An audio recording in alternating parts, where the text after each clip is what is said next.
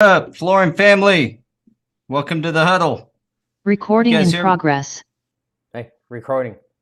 Now we're recording. What's up, Flooring family? Welcome to the Huddle. Coming to you every single Tuesday at 3 p.m. Central to discuss maintaining forward progress in your flooring career. I say every single, and except last week. And a few times before. We try to make it, though. Yeah. I think we're hitting a 95, 98% hit rate. That's pretty good. With me today is Daniel Gonzalez from Preferred Flooring via Nashville. Down there hanging out with the Protect All folks, it sounds like. Yep, I just got here probably 2 hours ago, 3 hours ago, something like that. So I had enough nice. time So you guys are down there kind of. I haven't even seen anyone yet.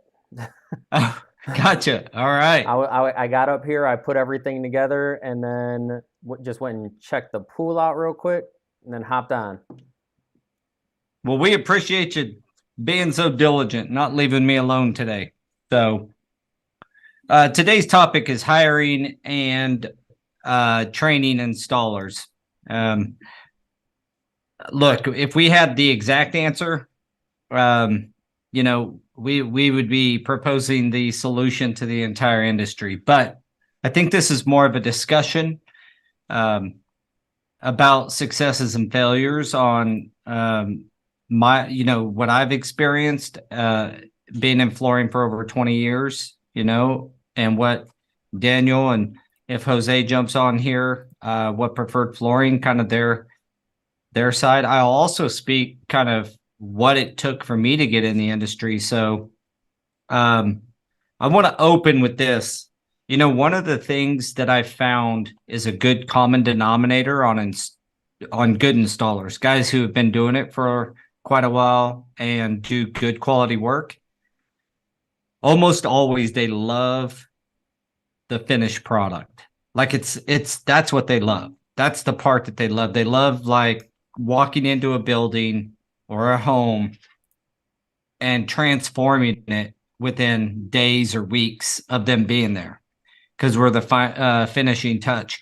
That was certainly one of the things I still enjoy when I go out. I just enjoy it vicariously through other installers who work for us now. I go out to a job site and I see something, the before and after is still something that really gets me going, and it seems to be a pretty common thread. So it'd stand to reason. Do you guys kind of see the same thing on your side, Daniel?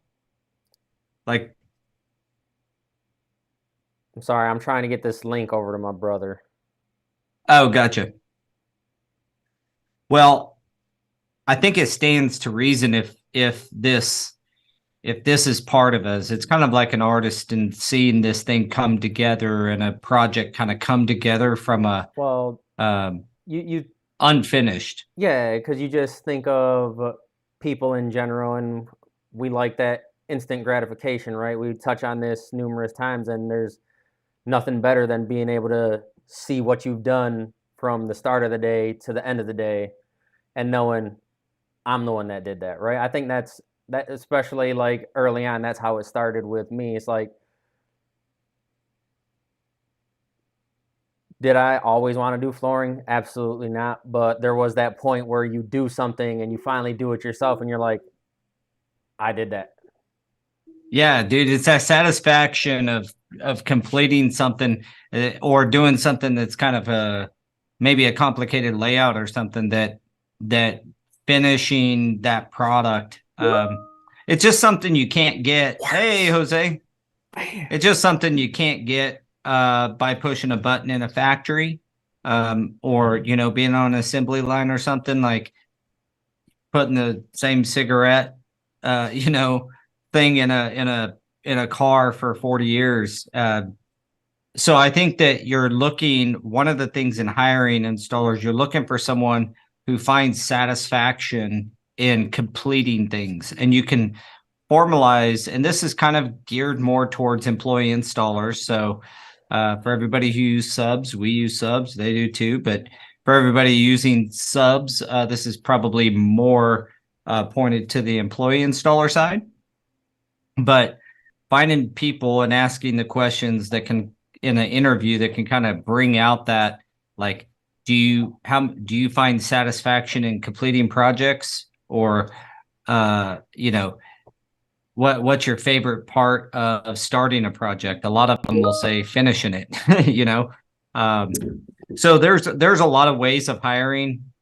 We've done a bunch of different things, from the Monsters and Indeeds and things like that, all the way to Craigslist. But I think Daniel and I was talking earlier, I think word of mouth has panned the best out for you guys. And, frankly, it tends to pan out the best for us as well. So, there's something to having that lead. Yeah, sorry for being late, guys. Couldn't link up with my computer, so I was about to try my phone, and then it populated. But word of mouth has been probably the best, right? Because nobody ever wants to really let a friend down.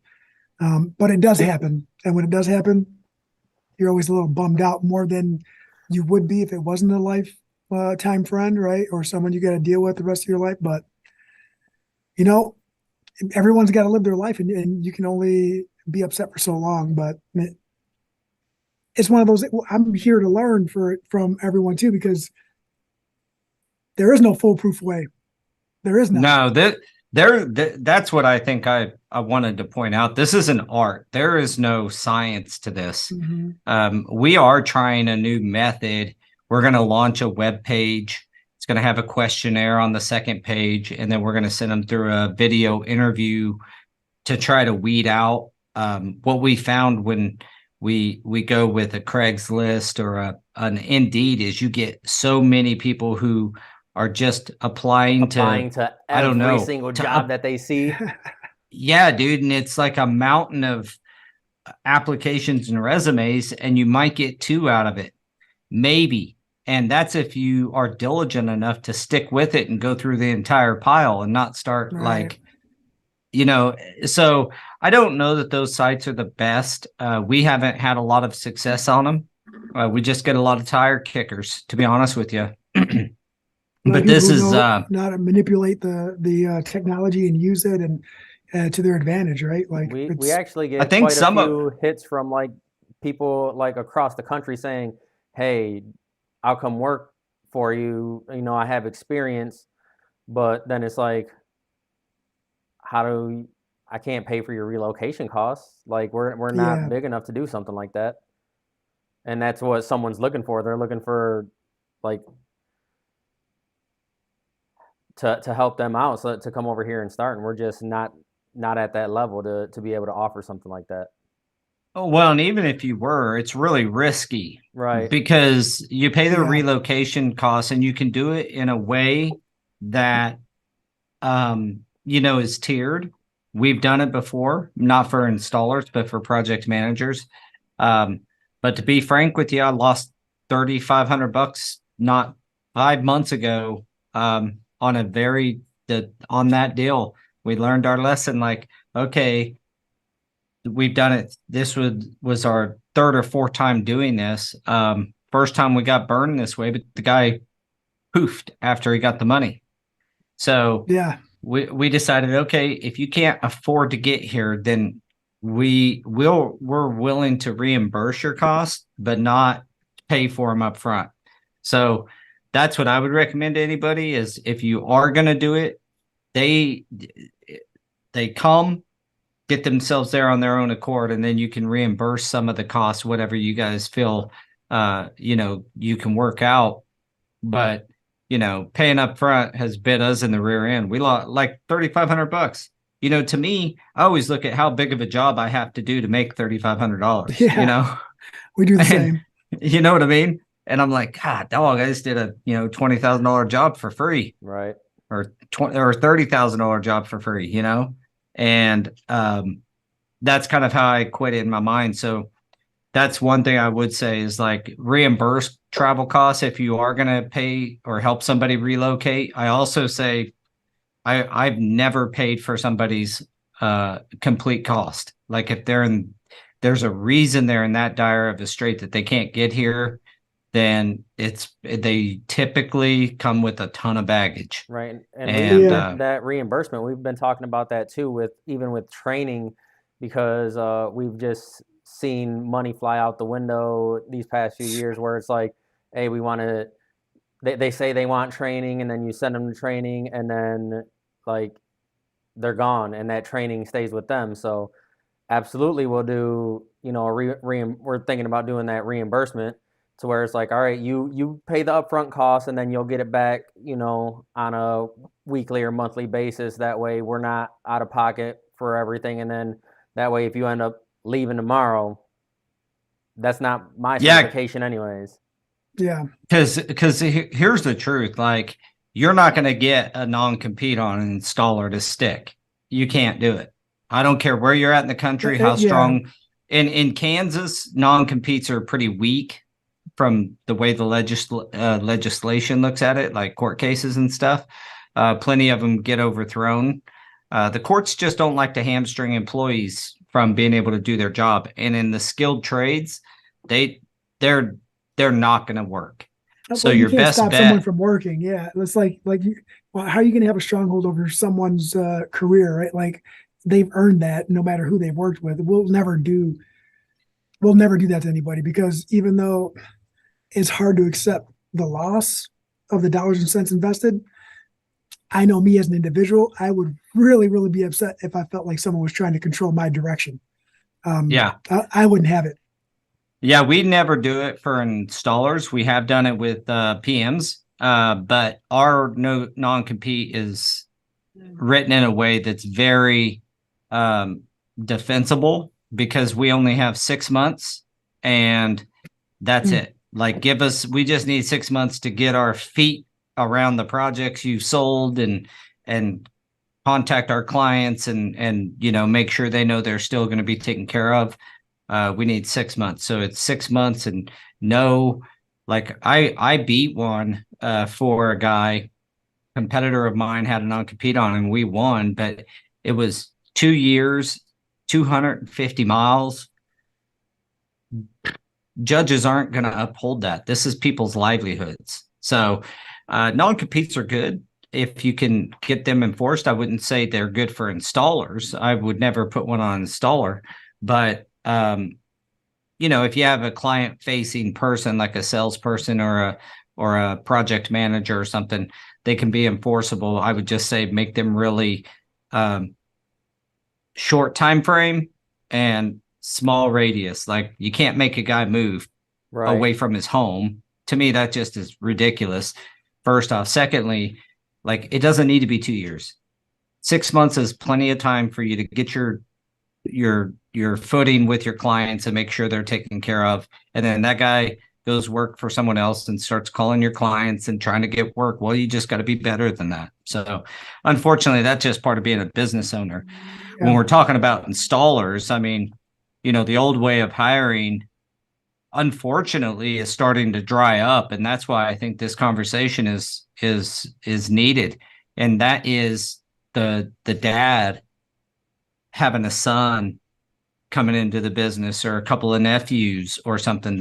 Is just drying up, man. It just, like, I shouldn't say it's drying up. It's dried up. And so we got to find new creative ways to hire people. And I know that the FCEF is doing a lot of good work. So reaching out to them would be a good thing.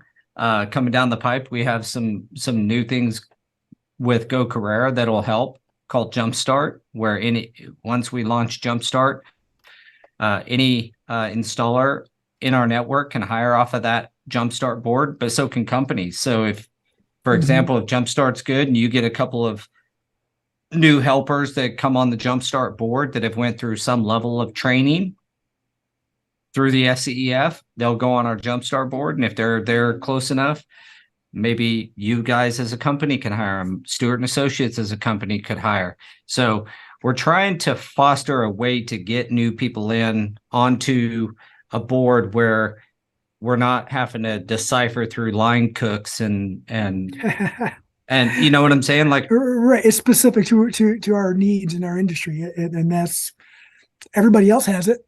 They 100% have it.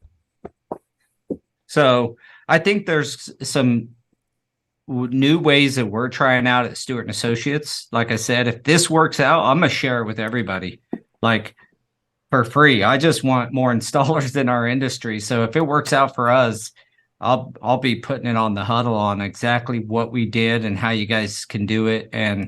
But we're gonna spend the money to test it out. We think we got a good method. More qualified installers. It's yes. Well, Yes. when they're brand new, it's hard to qualify them, right? Because they still need to get a taste. Yeah, even if they've went through some level of training, the success rate there, you just got to expect is going to be a little bit lower because they haven't been out in the field and really gotten a taste of what the industry is. So, but anything that starts to work, I'm going to share. So we're hoping that we attract, like in our video interview, we're asking questions and that only an installer would really know. And it's hard to Google and figure it out quickly.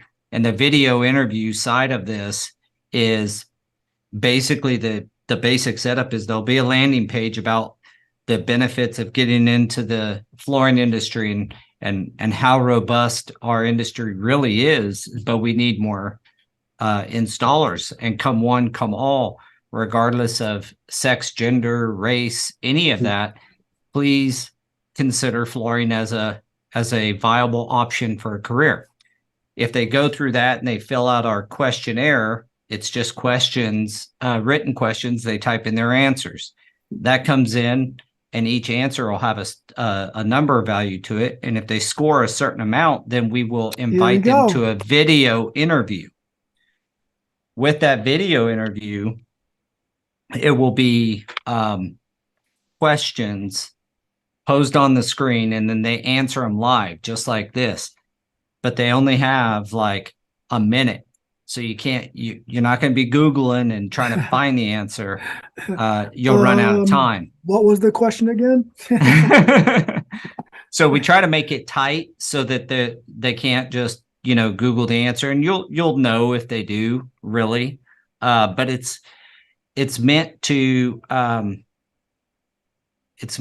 of weed out everybody. And then anybody who makes it through that video interview would be offered to come in for a final in-person interview. And hopefully we get plenty of those kind of guys. And we're looking for experienced guys, but we're also looking for people who answer the soft skill questions well. Like how one of our questions, for example, is how closely do you feel an employee should be supervised? Right? We want to know, do they feel like they need that micromanagement, or you got two ends of that spectrum, and we try to stay away from the two ends. The guy that's like, I don't want any management, or the guy that's like, I would like to have input on an hourly basis. We're looking for the guy that's a little more centered, the installer that's a little more centered. Like, until I know a good answer would be something like, until I know exactly what I'm doing, I would love to have a resource to lean on. However, once I'm proficient, I don't see the need for heavy supervision. That kind of a deal would be a good answer, for example. But yeah, this thing is an art, and we're trying some new stuff. You guys got any great ideas that taco party? Just invite everybody over for tacos. They got to pass some of the questionnaire, and then they come for a taco dinner, and then that's where the final interview is. I don't know. I think taco eating contest. We've seen both sides of the spectrum, where some people interview really great, and then those are the same people that don't even show up for their first day. Yeah. And then there's some people that kind of struggle just because that's how they are, and then they come in and it's like, yeah, this person is a worker. Then Yeah, Yeah. references are about the So- only way to get through that. But even getting references anymore is tough. You call a company, you better be dedicated to getting references because company doesn't have to answer you. And Right. a lot of times, they're busy and you're like the last person they care to talk to about some other installer that worked for them back in the day, And well, even that, some of the references that they list are just family members posing as somebody else. And you gotta be able to kind of feel that out, ask the right questions. Yeah. What is your relation to Mr. Gonzalez, for example? Oh, that dude. Oh man, he's my ex-employee. Well, I do know that, don't quit. Like if you can, one of the reasons we're trying to do this a digital way is to have that flywheel turning all the time and always have candidates coming through, where it's really tough if it's dependent on personnel to do it. Our COO does a great job, but at the same time, how many interviews can he go through in a week and still do his job, So I don't know. I was getting on You're here right. hoping you guys had the magic pill. Oh man, there is no magic pill, man. There is no magic pill, but to leapfrog on what Daniel said there, or piggyback, is he's right. The people who do have all the right answers and all that, those guys are in there. They're very, from our experience, they've been very confident. And now that he said that, it made me go back through some of that process where they were too confident, right? And the guys who were nervous, afraid to say the wrong thing and to mess up, ended up being the ones that worked out a lot better for a longer length of time, or are still here. And I guess moving forward, maybe that's the understanding people skills, right? Like someone who has all the right answers might have all the right answers because they've messed up that many times. They know exactly what to say now. And I never thought about it like that till right now. So and me and Paul were kind of talking a little bit before we got on here, and just mentioning people that already have experience and bringing them on, and how a lot of the guys are stuck in their ways, and even they come to us and they're like, we know you guys do great work. I want to learn from you. I want to be on that level. And then 2 months later, they're like, I just can't do this anymore, because they get sick of us saying, it's not good enough. Do it again. You can't be leaving stuff like that. Look at this shortcuts. Look at this cut right here. You can't leave that. Why would you think that's good? And that gives me some ideas on some more questions. Like, if something could take you 10 minutes doing it close to the right way, but it's going to take you 30 minutes to do it the right way, which way would you go? Yeah, right. Well, that's integrity too, right? Like almost posing it that like it's okay to go the shortcut though. Right. That way they don't think the setup, it's like, doing it the shortcut way will still produce a great result, but doing it the industry recommended way produces a warranted result. Which would you go to in stressful times or something? Just that's actually formulate questions like that. You know what I mean? That's a good way to put it, because sometimes the way that it looks the best isn't the way that it's warranted. Sometimes and that's what sucks. And some people don't understand it. Like, oh, it looks like this. Well, I just do it like this. Well, that's not the right way. And that's a good question. That's a way to kind of sift through some of the corner or the people who like to cut corners. Well, we're going to try some stuff, because I certainly didn't come on here with this topic, as someone who has all the answers. I just don't. It's a tough thing to hire skilled labor. It's obvious. That's why not just our industry, but all skilled labor is short, particularly in flooring. But so there's just not a right answer. But I would say that it's about what we feel like, and why we're attempting this is to get some consistency, in the recruits that are coming through, and being okay not hiring every single person that comes across. Like, if you can get a consistent, qualified in some manner anyway, qualified applicant, then you don't have to just take the first one you get. And that's also a knee-jerk reaction that I think a lot of people do. They get a guy that's come in with, like you said earlier, Daniel, 20 years of experience, but he could have, the fact is that it comes with 20 years of baggage.